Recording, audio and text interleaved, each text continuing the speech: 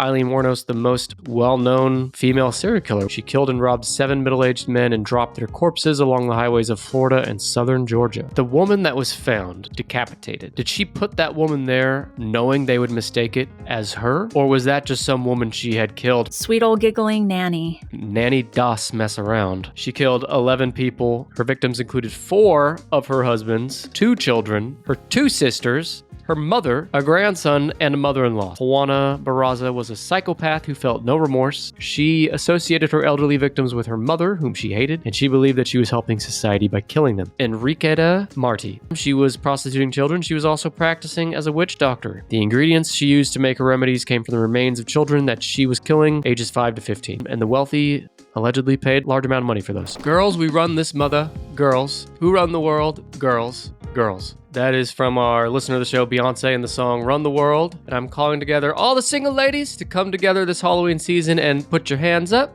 We'll get to why exactly here in a moment, but first, help me welcome the Beyonce of podcasting, longtime friend of the show and frequent guest sidekick host. So if she turns Dr. out Shiloh. to be in cahoots with Diddy, can we redo this at some point? Is she a potential there? I guess she must be, right? 100%. She's a living person in the music industry. No, well, we can't redo it, but that's okay. Dr. Shiloh, you are co-host of one of my favorite podcasts, LA Not So Confidential.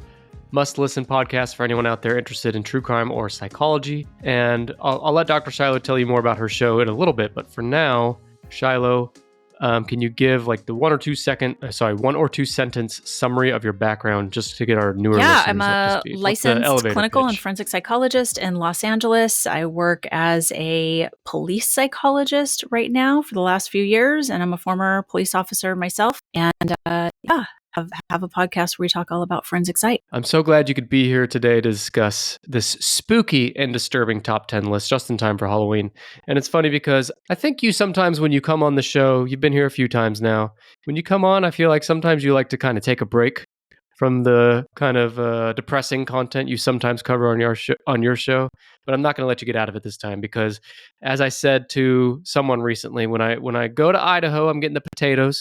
When I go to Maine, I'm getting the lobster. And when I go to Dr. Shiloh, I'm getting the true crime and psychology component that I don't always have access to. So that's what we're going to do. Now, if you recall, at the start of today's episode, I, in perfect tune, recited some lyrics about women running the world. I can't Do you forget. remember that? Can't forget. Do you agree? And look, I wore like the perfect t-shirt today too. Yes. It's a very feminine themed episode today. We were even talking about, I can't remember now, but something woman related before we hit record, and now we're going to keep it going because we love women here on the show on Tennis Podcast. And I invited our women to put their hands up at the beginning, and here's why. Because when talking about the worst that society has to offer throughout history, people often bring up well-known serial killers like Ted Bundy, Jeffrey Dahmer, John Wayne Gacy. We could go on and on. But sometimes we forget that women have killed a whole shitload of people too. And that's what we're going to talk about today, the top 10 most prolific female serial killers. Okay. Time. How far are we going back in time? Like all time. So some historical ones? There's some old ones, but it doesn't go any older than the year 1900.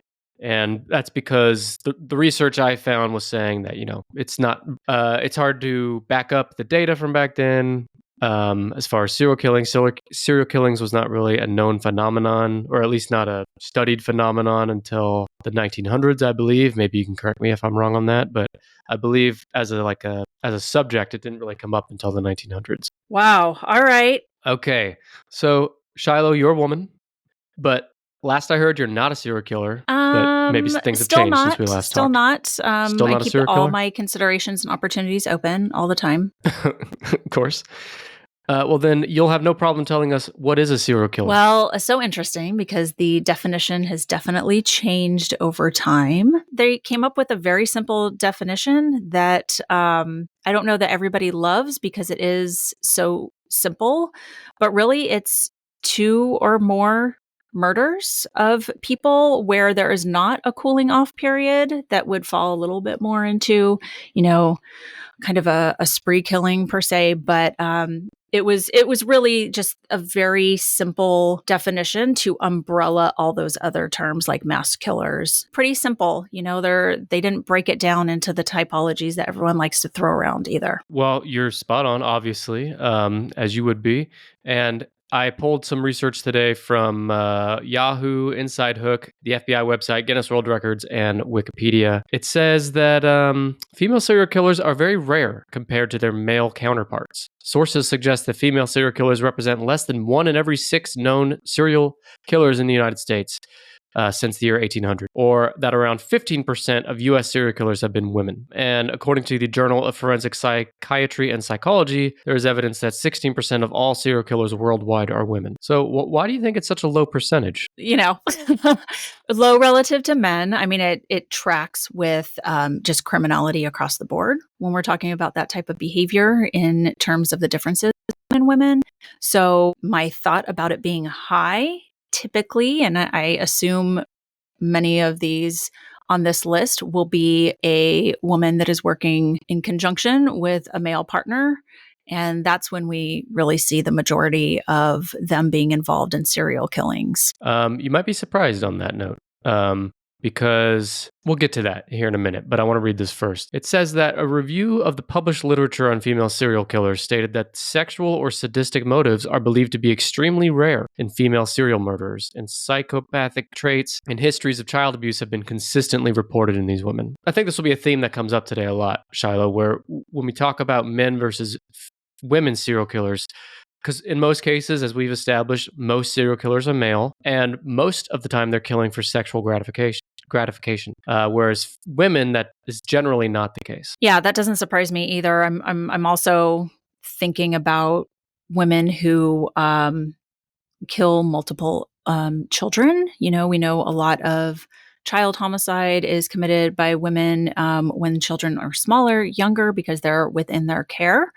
And that's a whole interesting thing to go into in and of itself, kind of the different typologies of parents who murder their own children. So kind of got the wheels turning in those areas too. You're right to be thinking about that. And also women tend to, at least on this list, they tend to kill those who are, for lack of a better word, weak or not able to fight back, which would be children, the elderly, and or for those that are, quote unquote, bigger and stronger than them, like a man, right? They tend to use things like poison or something like that. Whereas when men are serial killers, what you hear most often is like up close and personal killings with people that, I guess in most cases, they're, men killing women, but not exclusively, of course. So I don't know. We'll get into it, but it's just interesting the difference there. Yeah, definitely. All right. I might do okay on this list. I know I've not done great on other lists. That is an understatement, but I know you'll do well today. I have full confidence. And I want to give one last disclaimer, actually 2 last disclaimers before we start. For our listeners, I want to remind the listeners that we're covering about 10 women in a very short amount of time. So we're going to keep this high level. I encourage you to seek out books, podcasts, documentaries to get the fuller picture of each killer that we're just going to touch on today. And one more disclaimer for the listeners, we'll be touching on very sensitive topics today, including, murder, as you might have guessed, sexual assault, child death. If you're listening and you're not typically a true crime person, I want you to know that we are going to keep things fairly high level. We won't get too into the dark and dirty details, although there will be a little bit. So there might be some uncomfortable listening at parts of today, but overall, it will be lighter than a typical true crime podcast. So I just want to throw that out because not all of our listeners are into true crime like you and I, Shiloh. Whenever you're ready, which women since the year 1900 have killed the most people? Oh, and there's no cult, mass murderers, spree killers included. Got it. Okay. So when I was asking about historical, one that popped up to me, and one of my favorite episodes of Drunk History is Typhoid Mary. Is she on the list? Oh my God. I thought about her today too. She's not on the list because she didn't kill people on purpose, right? Well, it was accident, but they made her stop. Yeah, they made her stop serving people food. And she went back and got more jobs doing that in other parts of the country. So she didn't give a shit. She just kept doing it. I remember we were talking about Typhoid Mary, me and Brandon, on a past episode. And he was that was yes. I do remember you want that. me to stop being me? This is me. I shit and then I cook and I kill people. Yes. Typhoid Mary, maybe she should be, but she's not. Okay. All right. Well, we'll give her an honorable mention here at the top. Okay, I know there's sort of a category. I don't have a specific name, but let me save that. So let's go with Andrea Yates, just in the vein of mothers who kill multiple children. How many kids did she kill? 4 or 5. Do you know? I'm looking I think it up. she had 5. Okay, so I'm looking. Andrea Yates killed 5. Mm-hmm. So the lowest killer on today's list killed 7. So Andrea Yates does not make the cut. And this is a good time to mention too that the list is ranked based on the number of proven victims, because some of these killers, they're suspected of killing more, but the number of proven victims is how they're ranked today. Okay, all right. No Andrea Yates, but you do have another parent killing children killer. Let's go with the Moores murders, which their names are escaping me right now, but it's the ones out of the UK. Oh gosh, are we only doing US? No, this is worldwide. The Moores murders, they're not on here, and I'm just verifying. So looks like they were proven or at least convicted of 3 murders. Oh, geez. All right. Well, you said you were going to do well today, and I think that was a mistake. It was the biggest mistake. What am I even thinking? All right. This is the other couple that I was thinking about. And her name is escaping me right now. They're Canadian. No Canadians on the list. Are you thinking of the Ken and Barbie killers? Yeah, that's the Ken and Barbie killers. Yeah, they're not on here either. They're not on here. I want to say they had, around 5-ish victims. As soon as you say their name, what's her name again? Karla Homolka. Yes, Karla Homolka. That's right. And what was his name? Paul Bernardo. They were Canadian, yeah, right? They were. Yes. Okay. All right. Okay. Gosh, I feel like my Dodgers last night playing San Diego. Okay. So fuck it. Let's just go with Aileen Wuornos. She's got to be on this list somewhere. Aileen Wuornos is on here. She's on here. She is number... Well, do you want to guess before I tell you the number? I think she's a solid 4. You want to rethink that? I'll give you one more chance. No. Just you could tell me. That's okay. You might have. Go ahead. You can tell me. Number 9. Really? Okay. Yes. In fact, she barely made the cut because she has 7 proven victims between the years of 1989 and 1990. Now, despite being way down here at number 9, I'd call Aileen Wuornos the most well-known female serial killer, wouldn't you? Yes, absolutely. Can you think of one that's like more famous, at least in modern times? No, definitely not by name. Yeah. So Aileen, she killed 7 men in Florida between 89 and 90. She shot each of them at point blank range, which is actually rare for a female serial killer. Gunshots is a pretty low percentage of female serial killing. She's one of the most well-known female serial killers in the U.S., owing much to her case and trial, which contributed to conversations about crime and gender. And unlike a lot of serial killers, she committed all of her murders within a short period. She killed and robbed 7 middle-aged men and dropped their corpses along the highways of Florida and southern Georgia. All right, so 7 for her. 7. And it said, if you're wondering, she was captured after a minor traffic accident in one of her victims' cars. She told the police she murdered the men in self-defense because they had raped her while she worked as a prostitute. She was sentenced to death for 6 of the murders. And according to some specialists, Wuornos' crimes have been related to her psychopathic personality and her psychotraumatic past. She had a really rough childhood. She was also known to meet the relevant criteria for determining borderline personality disorder and antisocial personality disorder. Last but not least, there was the 2003 movie called Monster, in which Charlize Theron won an Academy Award for Best Actress for her portrayal of Aileen Wuornos. Excellent movie. Yep. Sad, but excellent.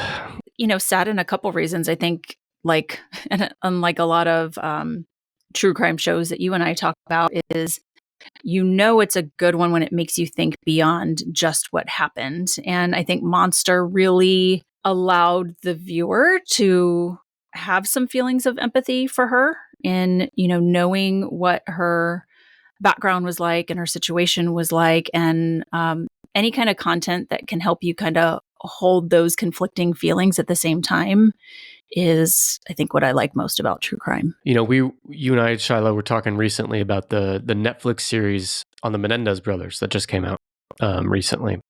And the thing about that series that's interesting is, and I'm putting aside all the, I think there's some issues with the series as far as like being inspired by true events. We're going to put that aside for a second, but it's interesting in that you watch that and there's some episodes where you feel empathy for the brothers.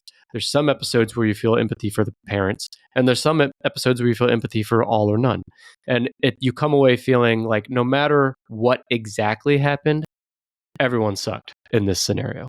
And I feel similarly to Aileen Wuornos. Like there's an angle to her killings where you feel for her, you feel empathy, and she had like among the worst childhoods you could ever experience. But that doesn't give her justification to kill people. We say that all the time on our show. You know, you can tick off all of these factors that happens to a child, you know, the severe abuse, the exposure to inappropriate sexual content early, maybe a head injury, and then they grow up and do something like that and they turn into a Aileen Wuornos or Richard Ramirez, and you're like, fuck that guy. Or, you know, we just completely label it differently. Okay, well, that's Aileen Wuornos at number 9. So who else you got? I'll say that there were 3-ish of these, 3 or 4 maybe, that I like had never heard of, or maybe just heard the name and nothing else. The rest, I think, are guessable. There's a hint for you. I don't remember this woman's name. I know it's pretty unique, but I think she was in the UK as well. But I want to say she was like Scandinavian or German. And she basically to her residents and then kill them. And she even like faked her death at one time. Is this story sounding familiar? I want to say that you and Brandon even covered this in something. God, what was her name? It's like, and she was like a really like tall woman. And that sticks out in my head that she was almost like kind of masculine, but she had a very feminine name. It's Belle Gunness. Belle Gunness. Gunness? Yeah, right? Okay. Gunness. It threw me off because you said UK. But it's the United States. Oh, it was the U.S. But she was she was God, what's her nationality? I don't have it here, but she was from somewhere else. But she immigrated to the United States. The crimes happened in the United States. Yeah. Is she on the list? Yeah, she is. So Aileen Wuornos killed 7 people. That put her at number 9. Belle Gunness killed 14 people. Well, she's been proven to have killed 14. There's some estimates that have it up to 40. And these crimes happened in the very early 1900s. They began in 1884, ended in 1908. Belle Gunness is thought to have killed at least 14 people, most of whom were men she enticed to visit her rural Indiana property through personal ads.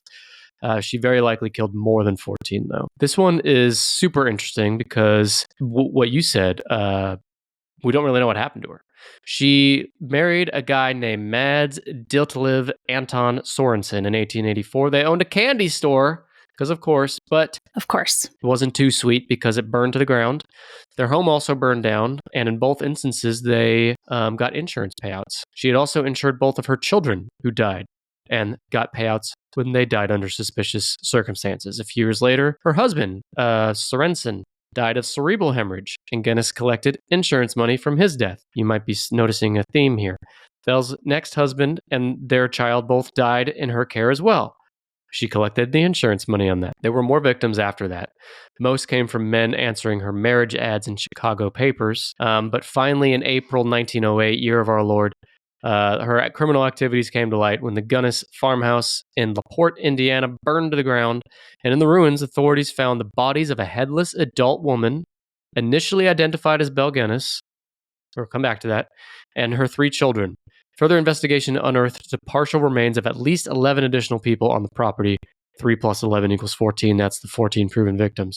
Further digging by investigators at the site yielded multiple burlap sacks containing torsos and hands, arms hacked from the shoulders down, masses of human bones wrapped in loose flesh that dripped like, quote, jelly from trash-covered depressions that proved to be graves. In each case, the body had been butchered in the same manner, the body decapitated, the arms removed at the shoulders, and the legs severed at the knees because Belle Gunness had been a butcher. Now, here's the interesting part. Well, it's all interesting, right? Here's the most interesting part.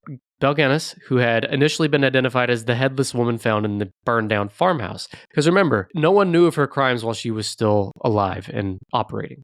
They only found out about all this after they found her burned down house and they started investigating her past. There was a headless woman that was found, But in a postmortem, the doctor found that the headless woman was 5 inches shorter and 50 pounds lighter than Gunness. So it's quite possible that Belle Gunness had put another woman there to stage as herself, and she escaped, and her ultimate fate remains unknown to this day. Oh my goodness. What happened to her? 14 victims. I would say, is she at number 3? Yeah, number 3. Oh, okay. Do you think that, I know you don't know and I don't know, so we're just spitballing here, but the woman that was found decapitated, did she put that woman there knowing they would mistake it as her? Or was that just some woman she had killed for some, well, why cut off the head? Oh, because then they couldn't tell it was her. Yeah, I think she absolutely did that on purpose. And hey, worked. It's brilliant, though. Who knows where she ended up? Probably back home. I wish I had where she's from in front of me, but she immigrated from somewhere. She probably went back there. Probably. Okay, good. My kind of gal. Yeah, she was a woman ahead of her time.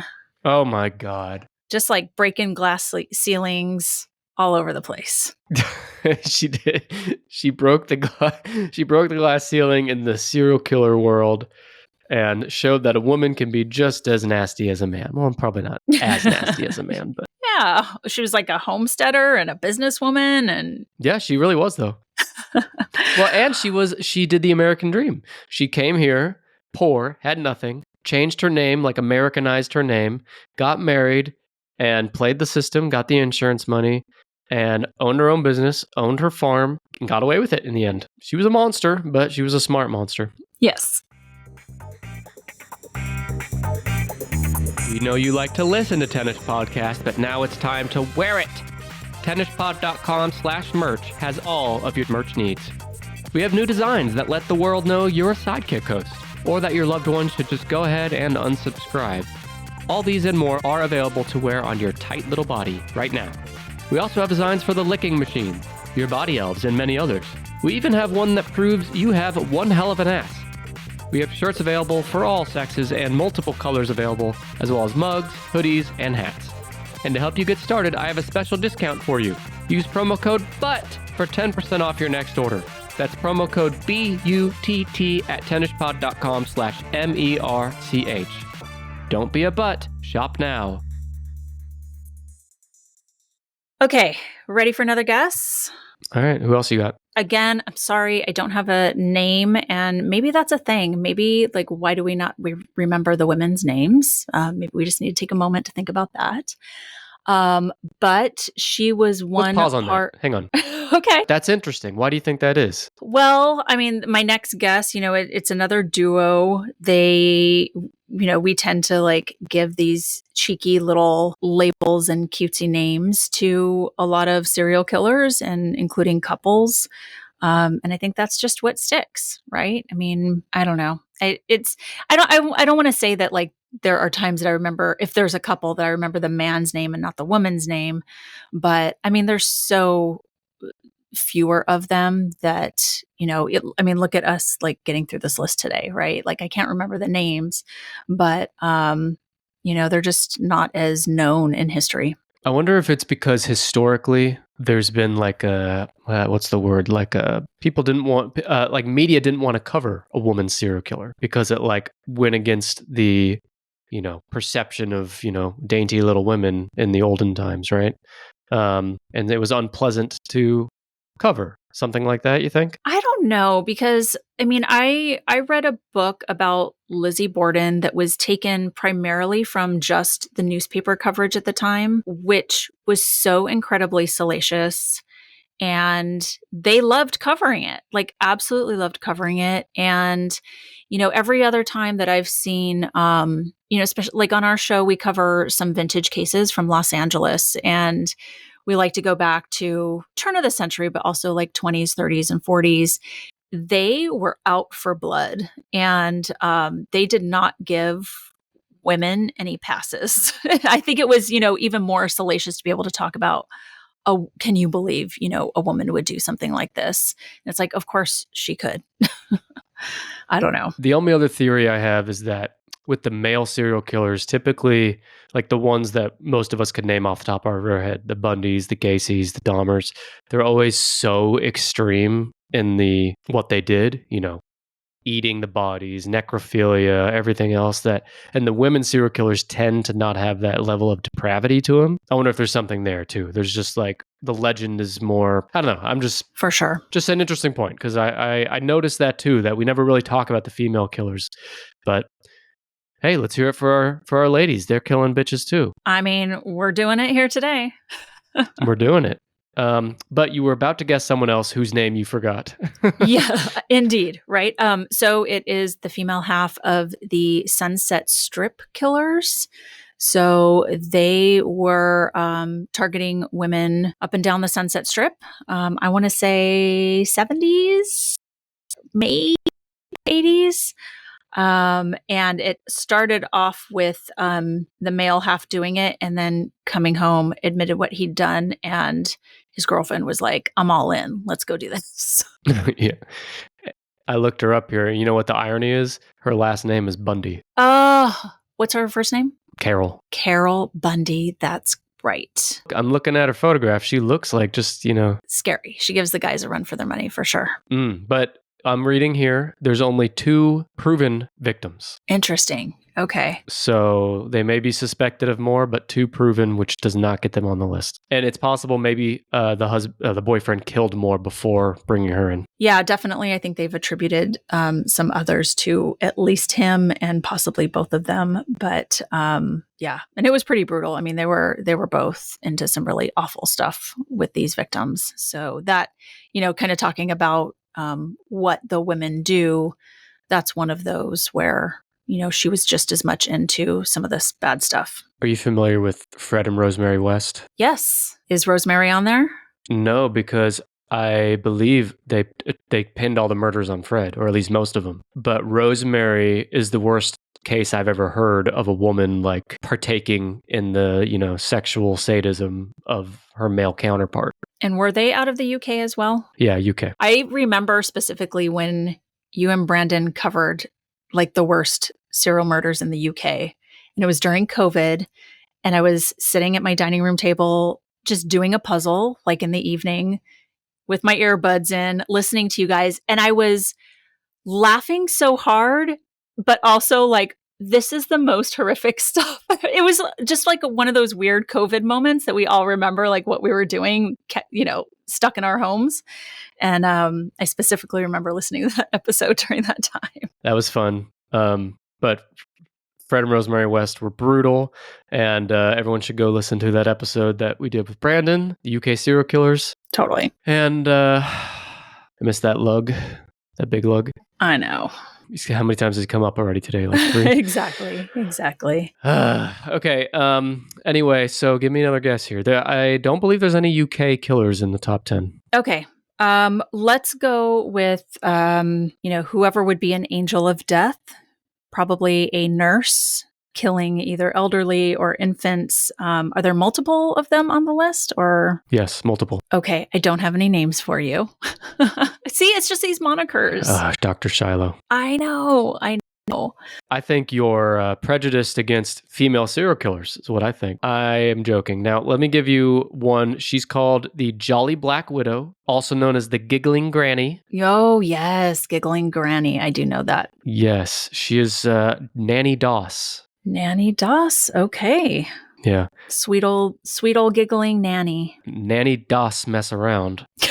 Oh, Jesus. Thank you for laughing at that. She killed 11 people between 1927 and 1954. Her victims included 4 of her husbands, 2 children, her 2 sisters, her mother, a grandson, and a mother-in-law. So, in fact, she does not have one victim that was not part of her family. Granny. Oh my gosh.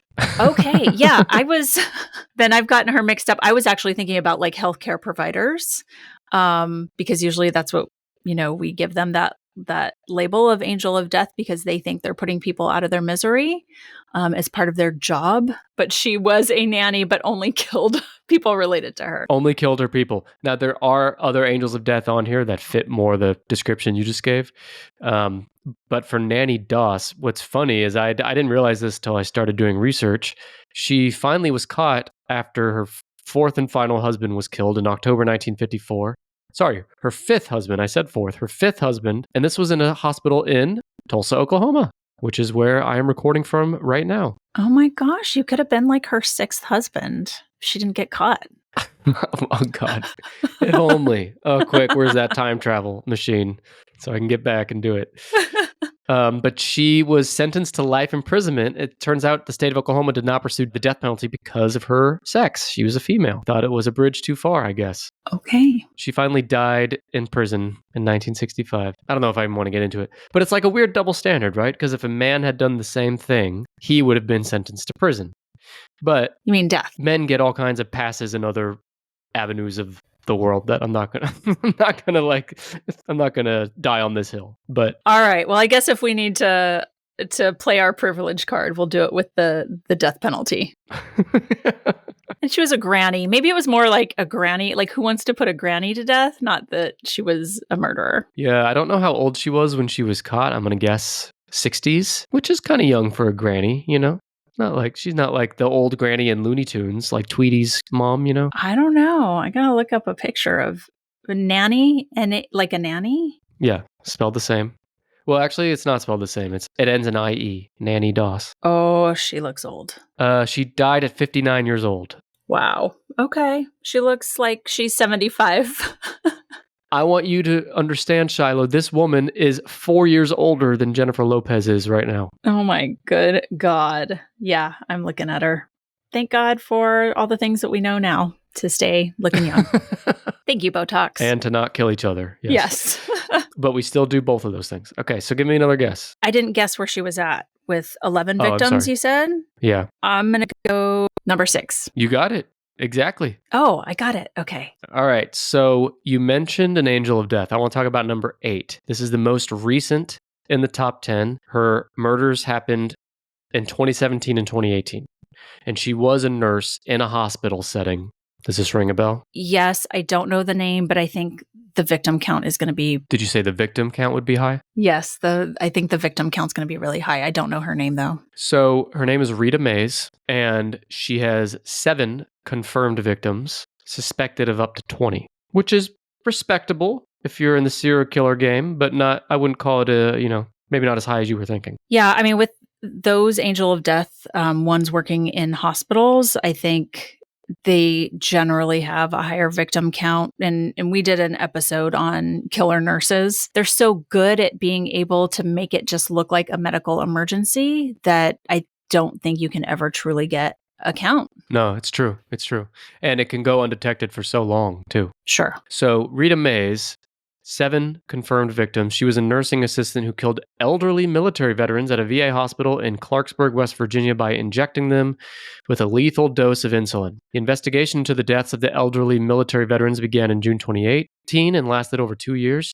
She remained free during this time, even though she was questioned during the course of the investigation. Eventually, investigators had built up a strong circumstantial case against Reta Mays, including her internet search history of female serial killers, her Netflix viewing of the series Nurses Who Kill. My God, the LA Not So Confidential episode of... I know. Well, I'm reading this thinking, man, I fucking hope no investigator ever looks at my fucking internet history because it's going to be bad. But also, she had phone calls to her husband, who was serving jail at the time for child porn charges, and she bemoaned to him in a recorded call that she had to sit with a patient that she wanted to strangle. Wow, what a pair. So she really damned herself with this evidence. She was arrested in July 2020 for 8 murders. That eventually came down to 7. Later in an interview, it stated she administered the insulin into patients that she believed were suffering so that they could pass away gently. She also stated that she had great stress and chaos in her life and that her actions gave her a sense of control. Well, I have chaos in my fucking life too, and I'm not killing people. Yeah, I mean, I'm pretty sure that in court they put up her statement about that next to the message to her husband saying, this patient's driving me fucking nuts. I wish I could kill him. Listen to what the judge said. The judge said she was sentenced to 7 consecutive life sentences, and the judge, speaking directly to her, said, quote, "Several times your counsel's made the point that you shouldn't be considered a monster. Respectfully, I disagree with that. You are the worst kind. You are the monster that no one sees coming." Oof. Nice.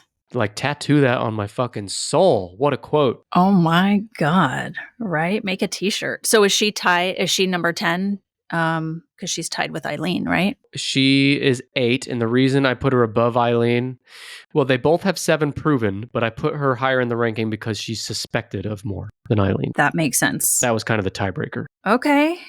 Rita. Are there any other healthcare workers or nurses in that similar vein? Yes, there is one.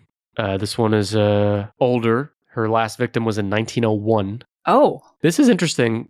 She's the most interesting we've covered so far, I think. Have you heard of Jolly Jane? I don't believe so. Tell me about Jolly Jane. Jolly Jane Toppan. She has 12 confirmed victims. Well, let me tell you, Shiloh, nothing jolly about her. 12 confirmed victims, although she confessed to 31. This has happened in Massachusetts. She targeted patients and their family members. She allegedly took a great deal of pleasure in experimenting with the dosages of drugs and inflicting those experiments onto patients. That's like your worst fear, right? Like when you put Nana in a home and then she becomes a guinea pig for some fucking Jolly Jane. She used her patients as guinea pigs in experiments with morphine and atropine.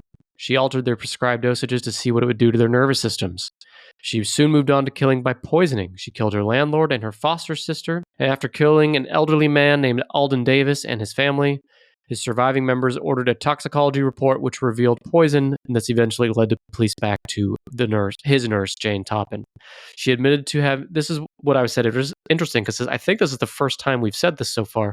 She admitted that the murders were done to satisfy a sexual fetish and was quoted as saying that her ambition was to kill more people, helpless people, than any other man or woman who ever lived. Interesting. And her name doesn't sound familiar. I wonder if we did cover her in that episode quickly because we talked about who would actually get in bed with the patients after she had, put some lethal dose of medication into them and said that there was a sexual arousal component to it. So I wonder if that's her. Yeah, that might be.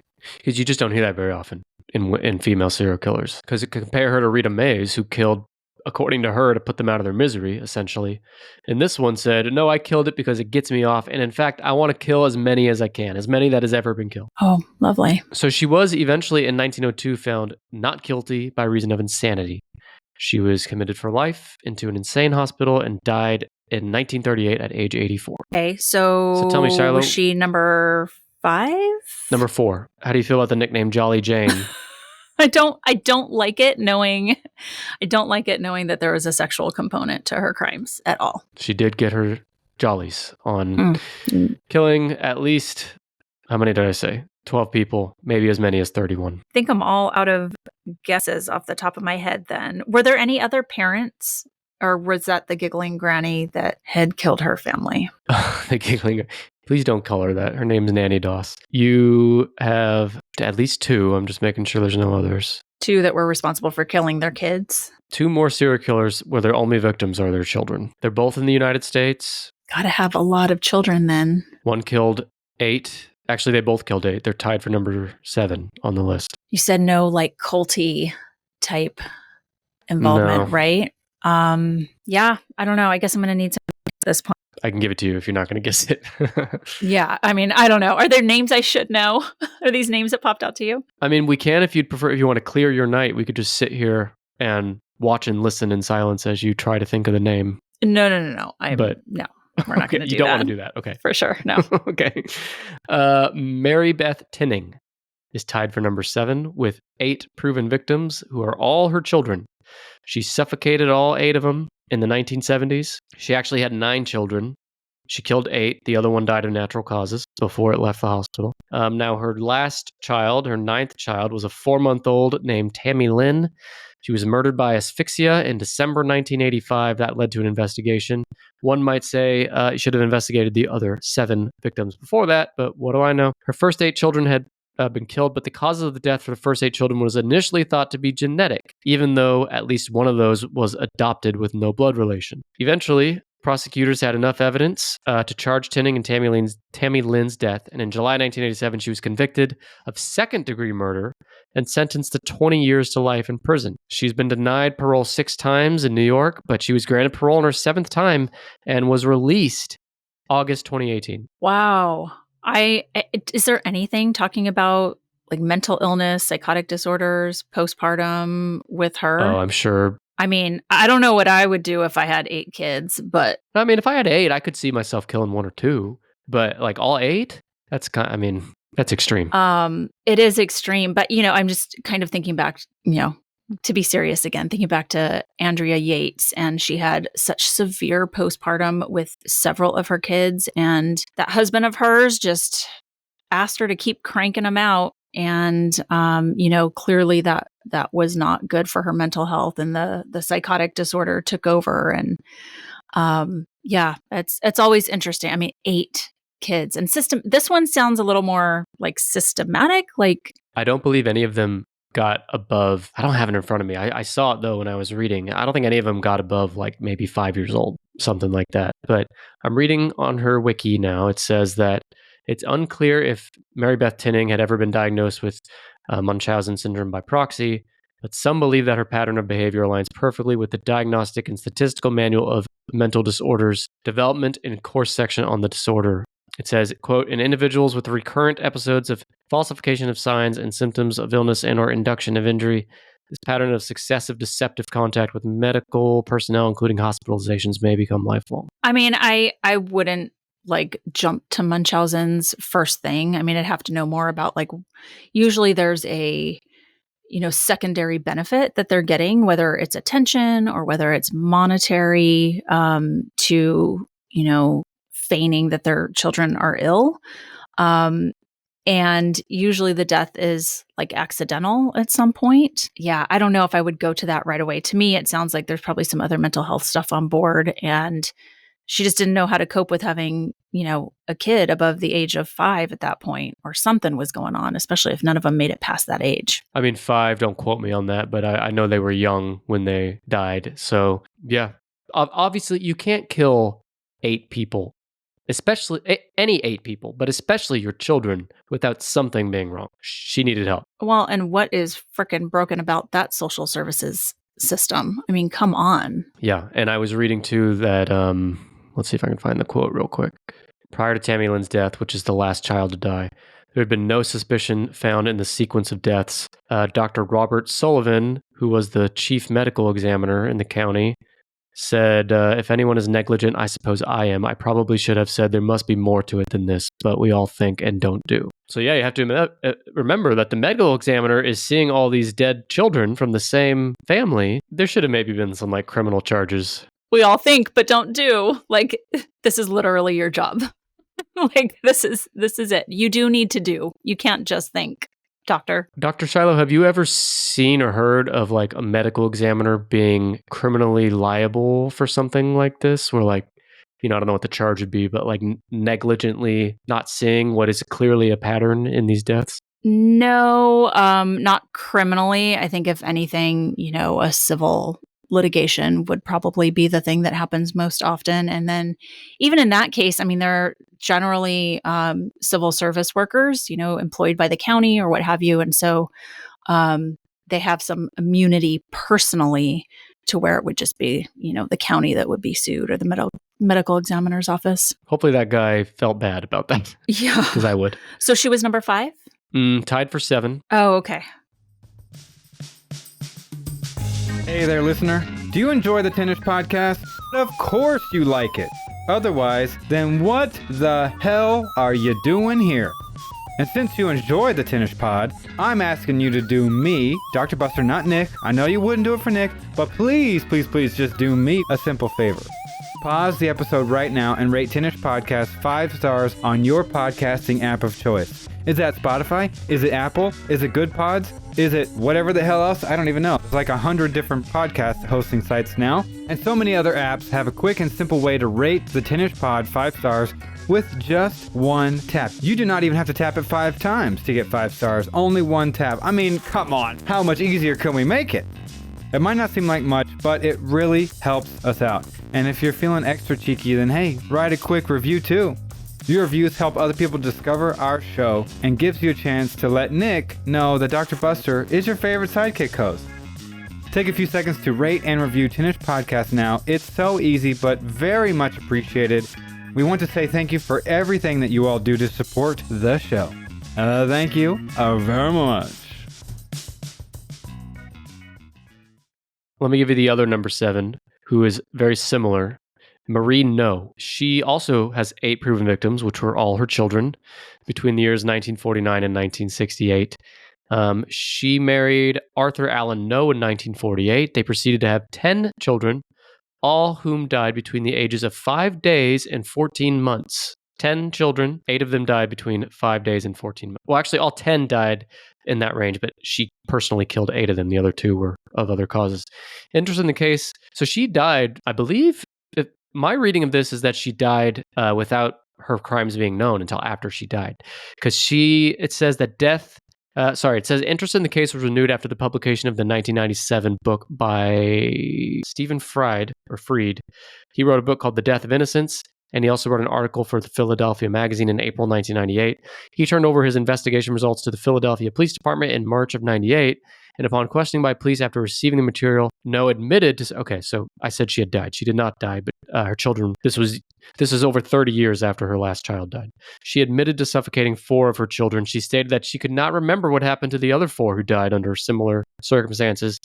She was charged with first-degree murder in August of 98. She reached a plea agreement where she admitted to 8 counts of second-degree murder and was sentenced to 20 years of probation with the first 5 years under house arrest. I believe probably because she was an old lady at the time. Yeah. As a condition of her plea agreement, she agreed to a psychiatric study in hopes of identifying what caused her to kill her children. And in September 2001, a study was filed with the court which stated Noe had a mixed personality disorder with avoidant, dependent, narcissistic, histrionic, borderline, paranoid, and antisocial features. Wow, they just slapped every cluster B personality disorder on her today.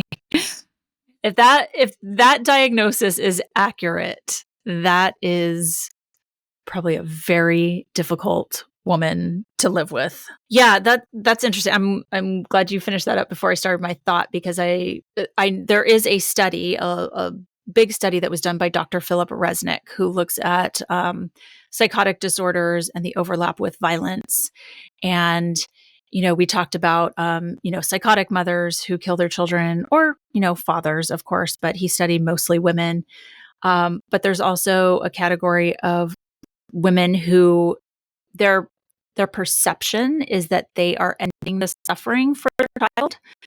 Now that can be physical suffering, that can be because the family is suffering financially, or there can be a mix with psychotic disorder. I kind of think of that with Lori Vallow. Like, if she literally thought her children were turning into zombies, maybe she thought that she was ending their suffering. So it's interesting that the other categories are more about just like chronic child abuse, and then the unwanted child. So that is like Susan Smith, who drowned her kids in the car because her new boyfriend didn't want kids, or women who give birth and get rid of the babies pretty young. I think the most time we see that is with newborns. You mentioned Susan Smith was her name, who drowned her kids in the car because that leap in whatever the opposite of logic is, that leap in logic to think, okay, well, the best way to accommodate this new boyfriend's wishes is to kill the kids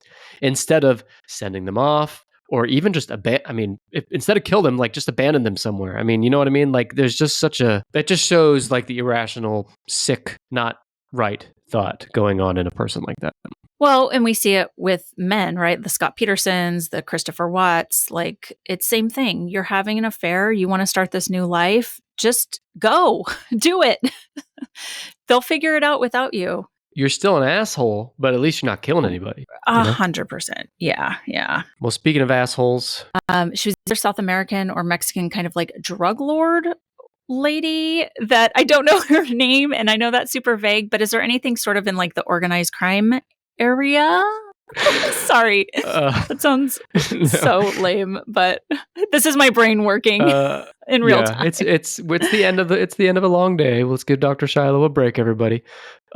So the closest I can give you is there is a Mexican serial killer on here. Okay. No organized crime component that I'm aware of. She was pretty distinctive for something else. She She was a luchador. She was a professional wrestler in Mexico. Have you heard of this one? I think I have. Yes, this is really interesting. Yeah, my brother did a whole research project and book on Mexican luchadors. So yeah, it's coming back to me. Her professional wrestler name was the Silent Lady. Well, I mean, that's the English translation. She had, I don't have it here in front of me, but she had whatever Spanish is for the Silent Lady as her wrestling name. She killed a confirmed 16 people, although there is suspicion she killed as many as 48. This came in 1998 through 2006 in Mexico. Now, she was dubbed La Matavarajitas, which means the little old lady killer.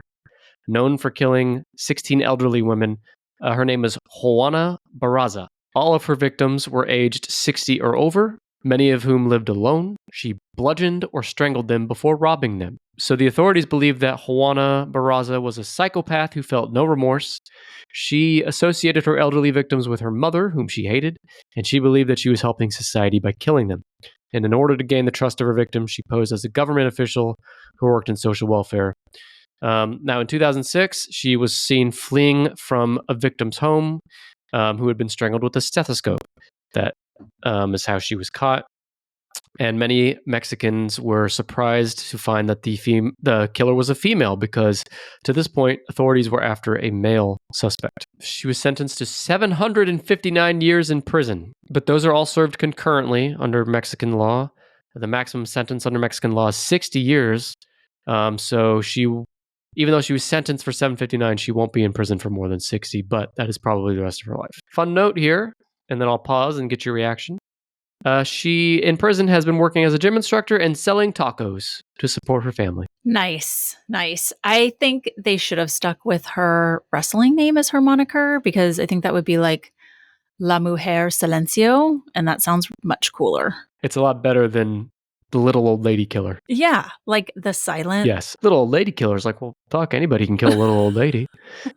You know? That's super interesting. Yeah. You shouldn't, and don't strangle them with stethoscopes. And selling tacos. All right. Not a bad prison sentence, but I'm sure Mexican prisons are not fun in the least. No, I would not want to be in one of those. But, I want to underline the point here, too, that she killed because she was number 2, by the way. She killed because she, 1, hated her mother and took it out on elderly victims, and 2, she stole from them. She robbed them after they were killed. Most other killers we've covered today have been out for the insurance money, or they were mentally ill and killed their children. And the only one we've covered with sexual gratification is, what was her name? Jane Toppan, Jolly Jane. And I just think that's so fascinating because if this was a top 10 male serial killers list, every single one would be sexually motivated. Since we went to Mexico to talk about her, I believe there is a pretty prolific female serial killer out of Japan, I want to say. And I think she also murdered children, if I'm not mistaken. Let's see. So I don't see Japan, but I do have a child murderer on here. I have one from Spain who is she's known as the Vampire of Barcelona. Oh, okay. Let's hear about her. Okay, I had never heard of this woman before today. She killed her victims between 1900 and 1912. She was a self-proclaimed witch that abducted, prostituted, murdered children, and made potions with their bodies that she sold in Barcelona. Yeah, this is like the most intense so far. I don't know if that's true, but go on. I'm suspect already. You are getting ahead of me because that's my last note, is that none of this might be true. Just bear with me. In 1909, she opened... Oh, by the way, her name is Enriqueta Martí. And I know I'm not pronouncing that right. Don't come after me. I'm from Oklahoma. In 1909, Martí opened her own brothel, which attracted some affluent people in Barcelona who wanted children. So she abducted children and prostituted them in her brothel. At the same time she was prostituting children, she was also practicing as a witch doctor. She claimed that she drank the blood of children, which could cure tuberculosis, and she offered creams and elixirs that could stop aging and prolong life. The ingredients she used to make her remedies came from the remains of children that she was killing, ages 5 to 15. She offered salves, ointments, filters, potions, etc. to cure incurable diseases, and the wealthy allegedly paid a large amount of money for those. Do they know what the ingredients were? Like, did she put that on the label? I don't have it here, but I remember seeing blood and bones and blood and bones. Shiloh, Not why FDA approved. why can't you let us have our fun here? She was arrested in 1912, and she was never tried for her crimes because while awaiting trial, she was killed by her prison mates. They hung her in 1913 in the prison. And this is the thing. Important to note that some claims of Martí are not reliable. Recent investigations by writer Jordi Coromines and historian Elsa Plaza questioned the popular version of the legend and warned about multiple misinformation. And because she was never formally charged with murder, nor was any corpse of a child found in her home. So I almost didn't include this one on the list because the criteria today was proven victims, but I was seeing conflicting information where some had said they had found the remains of victims in her home, but the witchcraft stuff is maybe in dispute. All right, we'll take it. So where does she fall on the list? Number 5. Okay. So at this point, you just need number 1. You're only doing the top 9. And it's because the 10th woman I want to talk about today is not in the top 10, but I still want to talk about her anyway. So I'm just going to tell you her when you're ready. But let's talk about number 1. Let's talk about number 1. I'm all out of guesses. Romania. Is she also a vampire? I mean, it's Romania. It's funny you say that. Yes! Obviously. I knew it. She is a vampire because no one from Romania has ever existed without also being a vampire. She is Vera Renczi, 35 proven victims. She's a Romanian killer who was charged with poisoning 35 individuals, including her 2 husbands, multiple lovers, and her son with arsenic during the 1920s. Let's see. Her 2 marriages ended when the husband vanished shortly after she suspected them of affairs. So 2 husbands gone. She did not remarry, but she spent the next several years carrying out many affairs. The men came from an array of backgrounds and social positions, and they all vanished days, weeks, or months after meeting her. Eventually, the police got a search warrant and discovered a locked round cellar underground. In it were 35 spaces, each with a zinc-lined coffin inside. I can already tell you're going to call foul on this. In the middle of the cellar was a red armchair, a big church candle, and an empty bottle of champagne. Of course. Come on, this is all real. She told them that the coffins contained family members, but they insisted on opening one. When they did, they found a decomposed body of a man. They found the same in every other coffin. She was arrested, and after which she confessed she had poisoned them all with arsenic because they had been unfaithful to her. She also confessed that on occasion she liked to sit in the armchair that was found near the coffins, surrounded by the coffins of all her former lovers. And sip some champagne, pop some bottles. She wasn't lying when she said they were family members. Well, they weren't her well, 2 of them were family members. Oh, okay. They weren't all. Well, I guess she doesn't have 35 2 of them husbands. were husbands. Yeah, she did not have 35 husbands. That'd be a world record, I think. But anyway, she was convicted, sentenced to death, but since Yugoslavia did not execute, I guess she was maybe found in Yugoslavia because she's Romanian. They did not execute women at the time. She was instead condemned to life, and she died in 1960. Wow. Well, I mean, it sounds like the most classy of all of them. Big red chair, little champagne, little candlelight. You know, it was a vibe. It was definitely a vibe. Yeah, she made the most of it. She made the most of that space. She really used that space well. And it's funny that, we talk about earlier how we can all name these male serial killers off the tip of our tongue. Females are harder. It's also true that for males as well, but even more so for women. When there's a serial killer that happens like on that side of the world, like you don't hear about it. This woman killed more people than Jeffrey Dahmer, but we don't hear about her. You know what I mean? So I don't know why that is, but it is. Let me go back through the top 9. After that, I want to touch on this last one, and I know you got to go here in a minute. So number 9, with 7 confirmed victims, Aileen Wuornos. Number 8, with 7 confirmed victims, but suspected of 20, Reta Mays. She was the nursing assistant who killed elderly veterans at a VA hospital. Marybeth Tinning is tied for number 7 with having killed 8 of her children. Marie No, tied for number 7. She killed 8 of her children. Number 6, the giggling granny, Nannie Doss, killed 11 people, every single one of them a member of her family. Number 5 is Enriqueta Martí, She was the self-proclaimed witch in Spain that killed 12 children, allegedly. Number 4 is Jolly Jane Toppan, who killed 12 people, although she confessed to 31.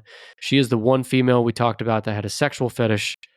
She was a nurse that killed people to get her jollies. Number 3 was Belle Gunness with 14 confirmed victims. She was the one who had a smaller headless woman body found that was thought to be her at first in a farm fire. Number 2, Juana Barraza, 16 confirmed victims. She is the Mexican luchador.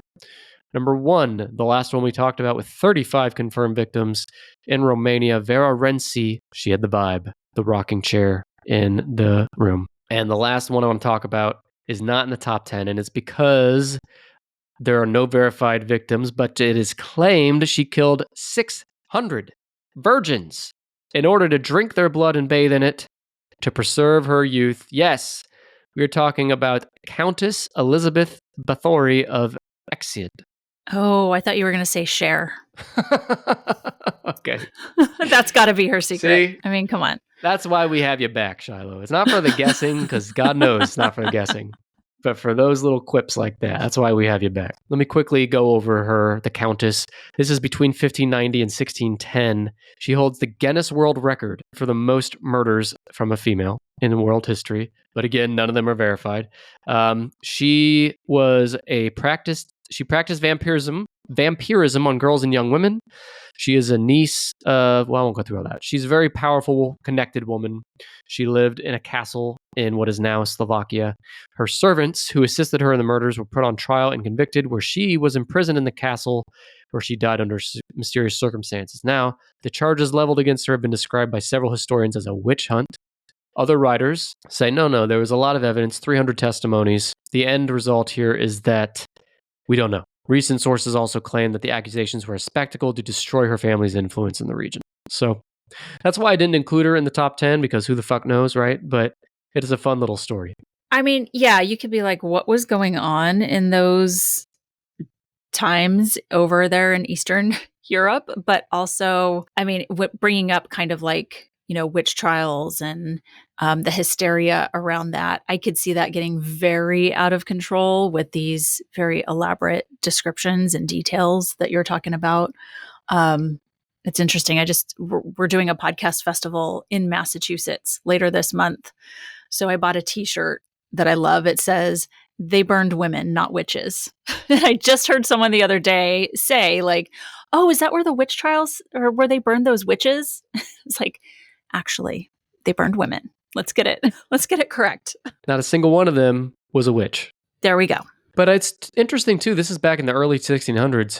If this was all made up and it was, a witch hunt, quote unquote, like quite the imagination on the public's part to be like, oh, she bathed in blood. Like now in 2024, we have all this fiction and movies and books and knowledge of serial killers to kind of like influence our imaginations. But back then, like, that's pretty hardcore stuff to think about. For sure. Yeah.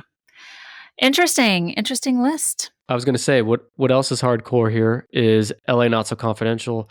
We've talked about it a few times. I'd love for you to give a plug of your show. Let people know what they can expect when they listen to it. Yes, Dr. Scott and I talk about forensic psychology phenomenon and disorders and diagnoses. We give you all of the clinical research on it, probably more clinical heady than you want. But there's definitely a listener base for that. And then we talk about some true crime cases that have element to them. Then lastly, we usually round out our episodes by talking about a media depiction of that disorder, whether it's television or film. And Dr. Scott, his background is in entertainment. So it's a fun little way to bring a little Hollywood piece to what we do out here in Los Angeles. Yeah, it is an amazing podcast. I've been listening to it almost since the beginning, and no one else does it like you guys do. No one else has that lens that intersects Hollywood, psychology, true crime all in one. So can't recommend it enough. To the listeners, if you enjoyed this topic, I want to point you to a few past episodes we've done on serial killers. Back on episode 247, we did the countries with the most serial killers. On 104, we did the states in America with the most serial killers. Episode 81 was the most prolific serial killers in the United Kingdom that we talked about earlier. And then in December 2020, we did a live stream with LA Not So Confidential, Dr. Shiloh and Dr. Scott on the top 10 smartest serial killers. If you want to listen to those, there's more too. I'll put them in the show notes if you want to check those out. Those were good times, for sure. Thanks for having me back, Nick. Yeah, thank you. I'll see you next time. Thank you, everybody. Bye. All right, bye.